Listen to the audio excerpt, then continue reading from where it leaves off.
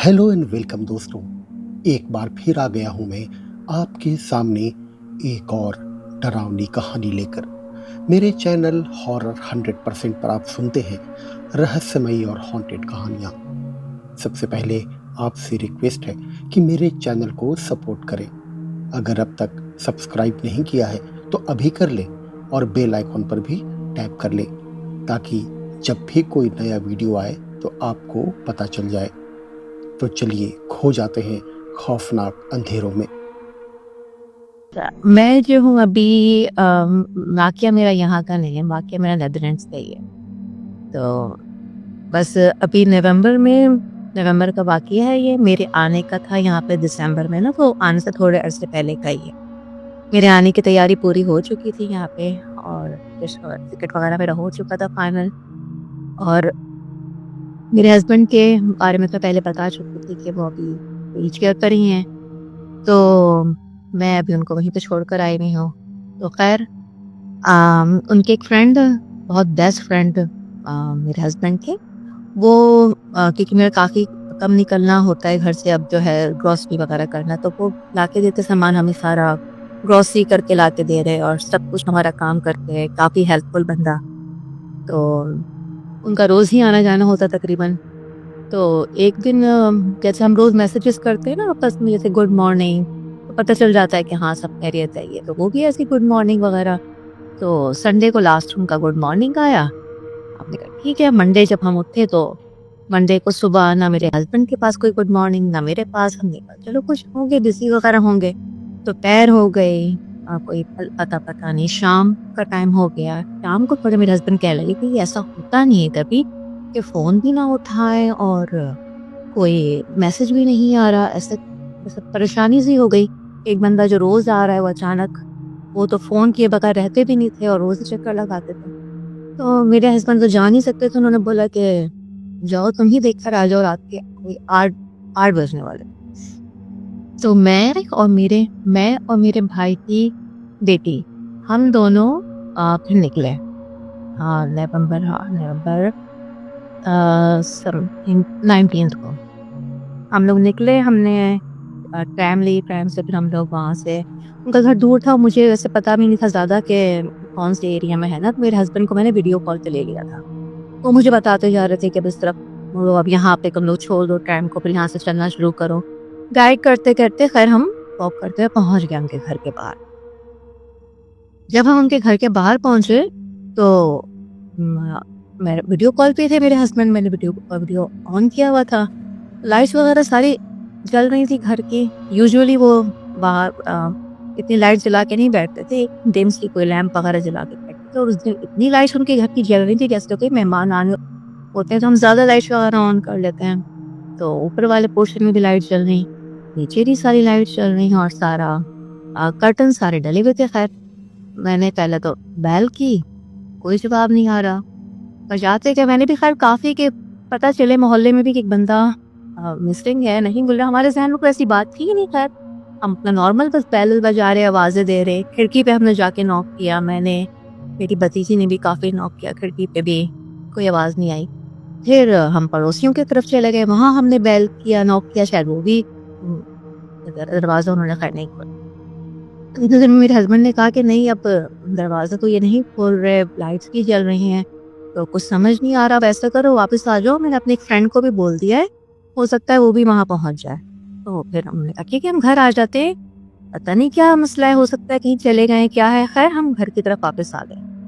अब हम घर पहुँचे ही थे तो मेरे हस्बैंड मुझे बताते हैं कि वो मेरा एक और फ्रेंड है, वो वहाँ पहुँच गया है और तुम लोग वहाँ से निकले हो तो विदिन 5 मिनट्स वहाँ पे पुलिस पहुँच गई है।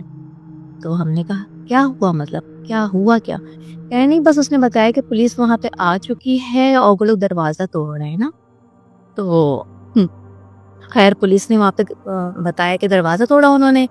जो देख रहे थे, जो मेरे हस्बैंड के फ्रेंड ने बताया, दरवाज़ा तोड़ा, कुछ सामने जो है वो कुछ उनको ऐसे नज़र आया पड़ा हुआ, क्लियर नज़र नहीं आया, कुछ ऐसे कुछ पड़ा हुआ है ना। तो फिर रात 12 बजे तक हम लोग बहुत परेशान थे कि आखिर हुआ क्या है, क्योंकि इतनी जल्दी तो वहाँ भी नहीं बताते कि हुआ क्या है ना। और अच्छा मैं जब वहाँ पे थी उस वक़्त मैं और मेरी भतीजी जब वहाँ खड़े हुए थे, तो एक हेलीकॉप्टर मुसलसल ना ऊपर उन्हीं के घर के ऊपर ना राउंड लगा रहा था। तो मैं अपनी भतीजी से मैं कहने लगी, मैंने कहा बेटा ये जो है इस टाइम पे हेलीकॉप्टर कहीं इधर चला जाए उधर चला जाए, ये ऊपर ही घूम रहा है, हमारे ऊपर ही घूम रहा है, आखिर मसला क्या है? वो मुझे बोले स्प्रे कर रहा है। मैंने कहा इस टाइम पे कौन सा बेटा स्प्रे हो रहा है, ये रात के टाइम पे, ये मशकूक सा लग रहा है मुझे ना, ये हेलीकॉप्टर बार बार घूम रहा है कि एरिया में। खैर हम बातें कर रहे हैं, हम जब कैंट के लिए बैठे हुए थे तब भी हम उस हेलीकॉप्टर को देख रहे कि ये क्या मसला है। खैर ये मैंने मिस कर दिया था, ये भी आपको बता दिया मैंने। अच्छा तो फिर रात 12 बजे के करीब वो न्यूज़ पे लैपटॉप वगैरह पे चेक किया तो उन्होंने बताया कि वहाँ पे आ चुका था न्यूज़ के अंदर के एक पाकिस्तानी शख्स मुर्दा हालत में पाया गया और ये बहुत दर्दनाक खबर है और उसको ब्रूटली कत्ल किया गया। तो हम तो बस उस वक्त ऐसे थे कि समझ ही नहीं आ रहा ना कि हो क्या गया ये। कि एक बंदा जिससे हम एक रात पहले तक कांटेक्ट में थे और सेकंड डे ये हमें ये पता चलता है, और अगर हम नहीं जाते और हम बेल्स नहीं बजाते और हम शोर नहीं मचाते तो पता नहीं कितने दिन तक वो वहाँ पे इस तरह से पड़े रहते। और वहाँ तो 4-4 5-5 दिन महीनों भी पता नहीं चलता क्योंकि उनका कोई है नहीं वहाँ, बस उनका सिर्फ एक बेटा था। तो खैर ये सब हो गया वहाँ पे। हम लोग के लिए बहुत तकलीफ से रात थी वो, बहुत क्योंकि कुछ समझ नहीं आ रहा था। सेकंड डे हो गया, बहुत परेशान। सेकंड डे अब सुबह ही हुई थी तो हमारी बेल बजती है और पुलिस हमारे घर पर। अच्छा जी, वो आके हस्बैंड से बोलते हैं कि आपके तो सबसे बेस्ट फ्रेंड थे और आपकी तो 45 इयर्स की दोस्ती है, तो हमें बहुत दुख हुआ लेकिन हमें इन्वेस्टिगेशन तो करनी है। अब आपके पास आए, बताएं क्या था क्या नहीं था, कैसे थे कैसे नहीं थे, ऐसा क्या। अब मेरे हस्बैंड तो व्हील चेयर पर, वो जितना बता सकते थे उन्होंने बताया। तो सेकंड मुझसे उन्होंने पूछा कि आप वहाँ गई थी? मैंने कहा जी मैं गई थी, मैं तो देखने के लिए गई थी वहाँ पे कि हमारे जहन में तो ये ख्याल आया ना कि गेम ना गई हो, कुछ ऐसा ना हो गया हो। वो थॉट तो आ ही नहीं सकती ना कि उनके साथ कुछ ऐसा खतरनाक हो गया होगा। लेकिन मैंने कहा मैं सिर्फ देखने के लिए गई थी खाली कि हाँ क्या हुआ, कुछ जरूरत ना हो, एज है जाहिर सी बात है, कुछ ये सब सोच के गए थे। खैर हम तो अब वो मुझसे इन्वेस्टिगेशन के दौरान मुझसे सिर्फ ये इतना उन्होंने मुझ पर प्रेशर डाला है। वो घूम फिर के एक ही सवाल, आपने क्या ब्रीफ बॉक्स में झांका था? आपने ब्रीफ बॉक्स में देखा? नहीं मैंने ब्रीफ बॉक्स नहीं देखा था। वो सॉरी वो पोस्ट नहीं, पोस्ट जिसमें से पोस्ट डालते हैं वो दरवाजे में जो होता है। अच्छा मैंने कहा नहीं मैंने नहीं देखा, उसमें से नहीं देखा तो नहीं देखा, मेरा एक ही मौक़िफ़ था। अच्छा तो लाइट्स कैसे जल रही थी? मैंने कहा लाइट्स जल रही थी क्योंकि मैंने देखा सारी लाइट्स जल रही थी।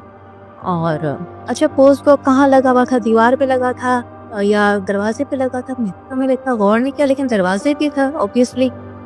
तो खैर ये सारी बातें वो बार बार मुझसे पूछ के, लाइट के बारे में पूछ के 2.5 घंटे तक मुझसे इन्वेस्टिगेशन की, वो चले गए। अब मुझे समझ नहीं आ रहा कि मेरे साथ क्या हो रहा है। मतलब मैं तो देखने गई हूँ एज अ, क्योंकि वो जाहिर सी बात है कि एक बंदा नहीं मिल रहा और उसकी टेंशन में हम लोग गए देखने के लिए कि क्या हुआ क्या नहीं हुआ। खैर ये एक और टेंशन आ गई कि मैं जाने के लिए बैठी हुई हूँ, कहीं मुझे वो इन्वेस्टिगेशन के चक्कर में मुझे वो रोक ना रहे। तो वो दिन भी बहुत प्रेशर में गुजरा। सेकंड डे फिर कॉल आ गई थी स्टेशन से कि अब तो स्टेशन आ जाए। मैंने कहा अब तो पता नहीं क्या मसला है कि ये पीछे ही पड़ गए ना। खैर मैंने अपने हस्बैंड को लिया व्हील चेयर पे, वो स्टेशन उनकी कार आती है उसमें हम बैठे, स्टेशन पे गए। वो भी संडे वाले दिन, पूरा स्टेशन खाली, सिर्फ 2 ऑफिसर्स थे। वो तो ऐसे बैठे हुए थे, तो गन्स उनके लगी नहीं और सब कुछ तैयार, उन्होंने रूम में लेके गए हमें पूरा। फिर उनकी वही सारी बातें शुरू, रिकॉर्ड हो रहा है, अब आप जैसे बोलेंगे वो सब रिकॉर्ड होगा। मैंने कहा आप तो 2.5 घंटे पहले भी तो मुझसे बातें करते गए। कह रहे नहीं अभी फिर आपका ये बयान लिया जाएगा क्योंकि आप तो वहाँ पे मौजूद थी, आप तो सस्पेक्ट। मैंने कहा मैं कैसे? कह रहे नहीं हम तो सबको लेंगे अब उसमें। कह रहे फर्स्ट है आप फर्स्ट सस्पेक्ट है। जब मैंने सस्पेक्ट सुना ना मेरी तो सांस, लेकिन मैं उनको ऐसा स्टोक कर रही थी कि मुझे कुछ नहीं हुआ, लेकिन मुझे बहुत यहाँ पे आने के लिए मैं बैठी थी, टिकट मेरा हुआ मुझे कुछ समझ नहीं आया कि हो क्या गया। कह रहे नहीं आपसे तो बस सस्पेक्ट आप ही है ना, अब आप बताएंगे। फिर वही सारी बातें, वो कैसा था, दरवाजे का कलर कौन सा था, क्या चाबी आपके पास है? मैंने कहा चाबी अगर मेरे पास होती तो मैं अंदर नहीं चली जाती, मैं दरवाज़ा क्यों बजा रही होती? मेरे पास कोई चाबी नहीं है। आम, आ, आप लोगों ने झाँकने की कोशिश की, पर्दे कितने हटे हुए थे, नहीं लाइट तो आप मुझे बताएं। इतना मेरा दिमाग उन्होंने घुमाने की कोशिश की, लेकिन जो मैं उसी मौके पे थे जो मैंने देखा था। ये मुझे कहते हैं कि मैंने कहा आप लाइट लाइट बार बार कर रहे हैं, प्रॉब्लम क्या है? तो कहने लगे क्योंकि जब हम वहाँ पहुँचे तो लाइटें बंद थी। मैंने कहा क्या? तो मैंने कहा इसका मतलब जिसने मारा वो अंदर था, मतलब तो यही हुआ ना कि वो भी अंदर था। तो कह रहे हैं कि नहीं, तो आप भी तो वहाँ थी। मैंने कहा मैं तो बाहर थी ना, मैं तो बाहर थी, मैं अंदर थोड़ी थी। तो कह रहे नहीं, जब हम पहुंचे तो लाइटें बंद थी। मुझे खैर कुछ समझ नहीं आ रहा, फिर मुझे कहते हैं कि एकदम से पेपर्स निकाले, मेरे सामने रखे और कहने लगे ये आप हैं? मेरी पिक्चर्स थी। मैंने कहा हाँ मैं हूँ। वो ज़ाहिर बात, वहाँ कैमरे लगे होते हैं, चलते फिरते हमारी पिक्चर्स आ गई थी और वो इतनी क्लियर पिक्चर्स थी, तो मैं हूँ तो हूँ, यहाँ साइन करें, ये आप हैं। मैंने साइन किया, मैंने कहा हाँ ये मैं ही हूँ, ये आपकी भतीजी है। मैंने कहा हाँ ये तो अभी 18 साल की भी नहीं है, इसको प्लीज मत बुलाइएगा, ये बेचारी परेशान, नहीं ये भी आएगी, इससे भी पूछेंगे। मैंने कहा आपने मुझसे सब पूछ लिया तो उसको बुलाने की क्या जरूरत है? कह रहे नहीं इससे भी इन्वेस्टिगेशन होगी, ये रिया के साथ गई थी, तब पता करेंगे हम। है मेरी पिक्चर्स के नीचे साइन वाइन लिए सारे के, ये आप ही हैं। ये कहने लगे कि आपको कुछ याद आए तो फिर आप हमें बताइएगा और अभी आप जा सकते हैं। खैर मैं फिर वापस घर पे आ गई और बहुत तकलीफ भी हो रही और समझ नहीं आ रहा कि मैं किस चक्कर में फंस गई। मैं तो अच्छे के लिए गई थी। खैर ये पहली रात ये हुआ मेरे साथ और मेरे हस्बैंड के साथ भी। खैर हम सोने के लिए लेटे तो जैसे ये हैंडिंग स्टैंड होता है ना, इसमें कोट्स वगैरह रूम में टांग देते हैं, तो कॉर्नर पे रखा हुआ था बिल्कुल। हम लेट गए, कोई 15-20 मिनट बस सोए भी नहीं थे तो वो पूरा स्टैंड ही गिर गया। अब जहन में आता है गिर गया होगा भाई, कुछ खराबी हो गई होगी, कुछ हमने इतना नोटिस नहीं किया, वैसे परेशान थे, इससे बाग आई गई हो गई। एक फिर दूसरा दिन आता है, दूसरे दिन फिर लेटे सोने के लिए, तो मेरी जो ड्रेसिंग टेबल है उस पर परफ्यूम गिरता है, परफ्यूम गिरा। फिर मैंने अपना लैम्प खोला तो देखा परफ्यूम बिल्कुल ऐसे नहीं उल्टा हो जाता है वो हुआ था।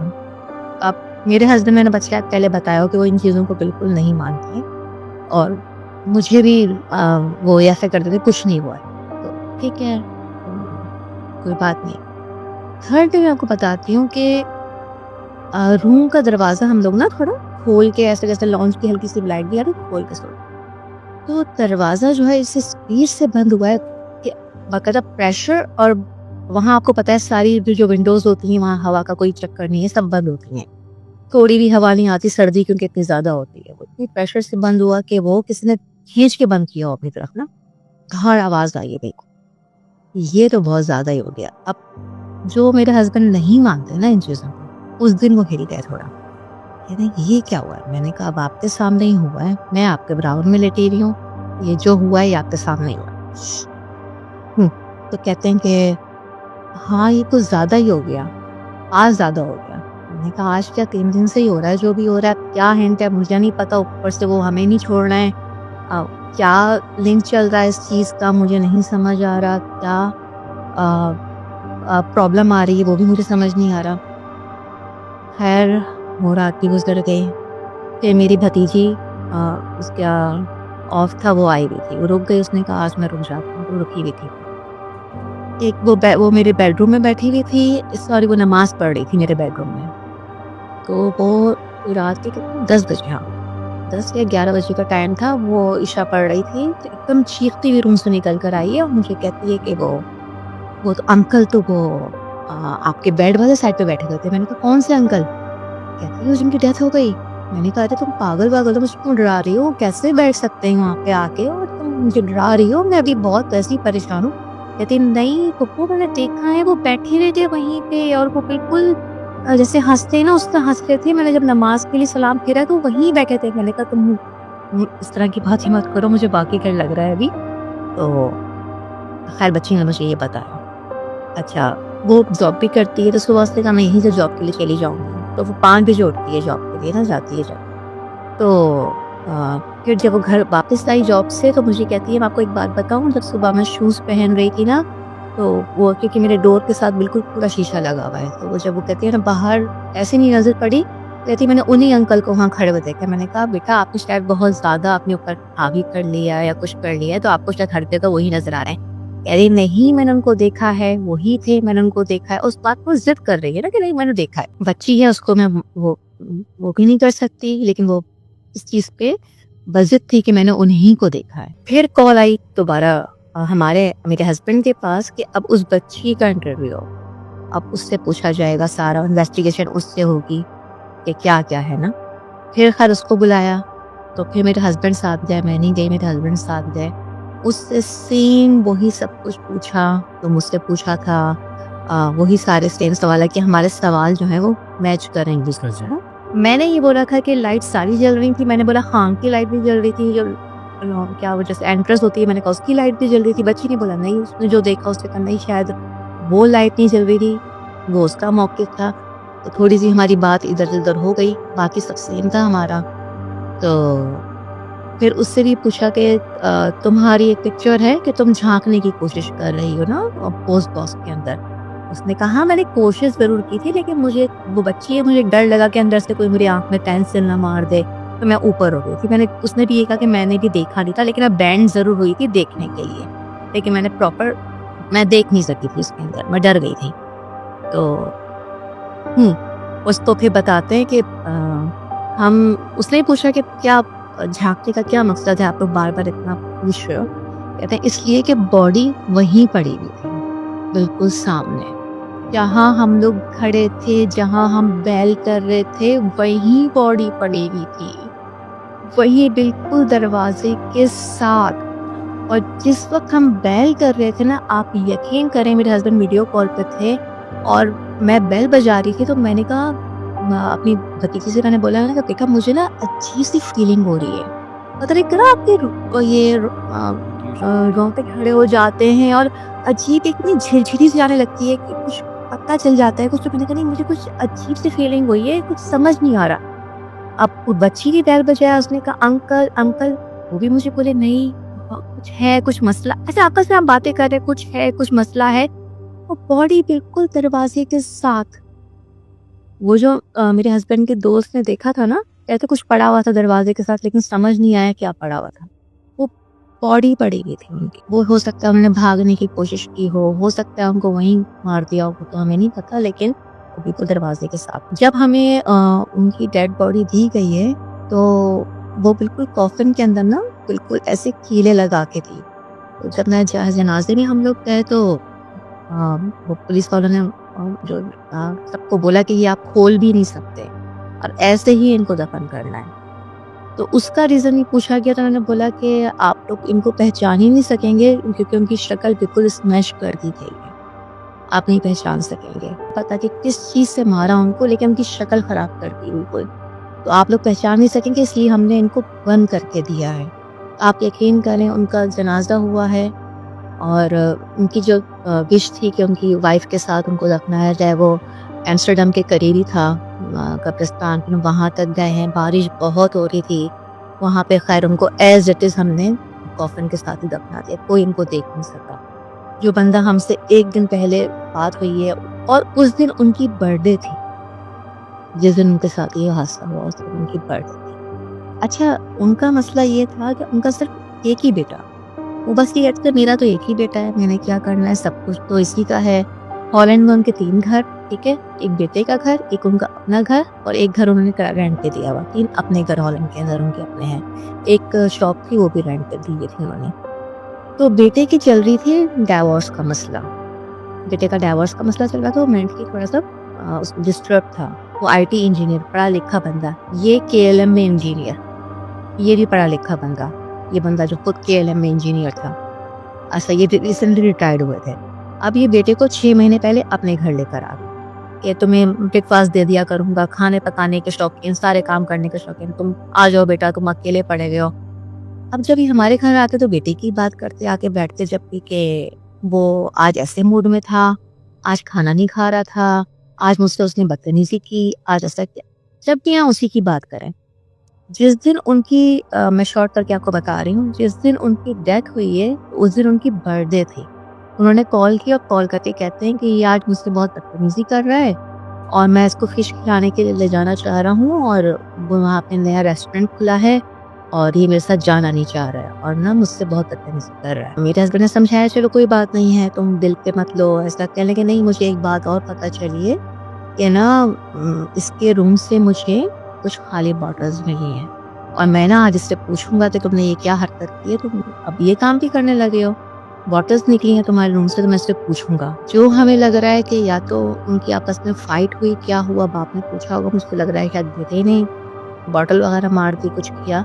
मसला ये है कि अगर उनको ना वो हियरिंग उसकी मेरे सामने ही कोई 3-4 हियरिंग हो गई, लेकिन उसको उसको वो जेल में नहीं लेके जा रहे हैं। मैं वही तो पूछना चाह रही थी कि मैंने इसीलिए कॉल की कि ये सब तो एक जगह पे चल रहा है, कत्ल सब कुछ हो रहा है, लेकिन वो जो नज़र आ रहे हैं और जो चीज़ें मैंने बताया कि वाक़ई वो स्टैंड गिरा, फिर दरवाज़ा कब बंद होना, बच्ची को नज़र आना, वो क्या बताना चाह रहे हैं? वो मुझे समझ नहीं आया ना, वो क्या हो रहा है? वो क्या चीज़ है फिर उसको बच्ची को उस तरह से नज़र आना और फिर वो उनके डेथ से कोई 4-5 दिन पहले उनका कुछ कुछ सामान था बहुत ज़रूरी, वो उन्होंने हमारे स्टोर में रखवा दिया कि ये रख दो ज़रा ना। हमें तो नहीं पता कि क्या है क्या नहीं है। वो भी उन्होंने रखा लाके हमारे स्टोर के अंदर ना कि मेरा कुछ सामान है, वो कुछ उनके पाए गए होंगे, कपड़े-वपड़े थे, क्या थे। भाई हमने तो बता दिया वो भी कि हमारे पास इस तरह का मसला है, आप वो भी देख सकते हो, पुलिस को भी बता दिया हमने। तो मैं तो अब स्टोर में जाते हुए भी डर रही हूँ, अपने ही स्टोर में जाते हुए। क्योंकि बच्ची भी वो देख चुकी है उनको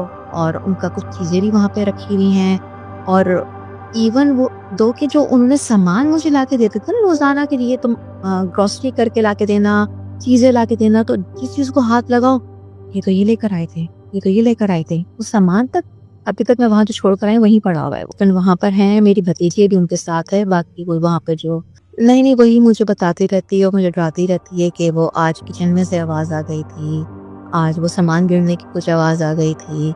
मैं स्टोर में गई तो वो सूटकेस उस तरह से पड़ा हुआ था, मैंने तो इस तरह रखा ही नहीं था। तो इस तरह की उसने मुझे बहुत सारी अपडेट्स अब तक दे दी हैं, तो मैं तो अभी जाऊँगी तो पता चलेगा कि और क्या हुआ। कि बाकी और डराने वाली जो बातें थी वो वही मुझे बताती रहती है कि अभी वो वही साथ है उनके। कि हीटिंग बंद की थी, रात को हीटिंग चल जाती है। मैंने कहा हीटिंग खुद ब खुद कैसे चल सकती है जब तक उसको पूरा घुमाओ नहीं।